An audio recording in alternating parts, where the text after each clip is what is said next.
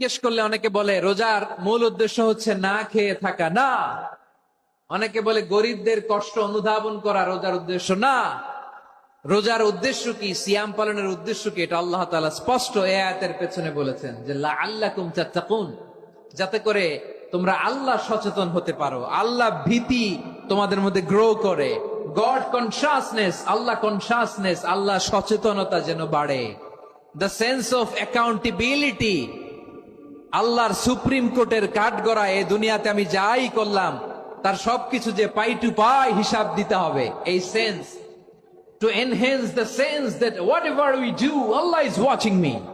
আপনি যাই করেন কেউ দেখে না, কিন্তু দেখে কে?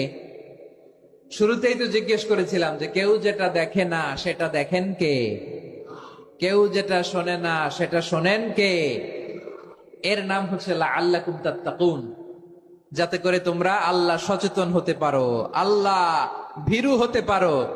দুনিয়ার কেউ দেখে না কিন্তু আল্লাহ দেখে, এটাই রোজার মূল শিক্ষা। আমার প্রিয় ভাইরা,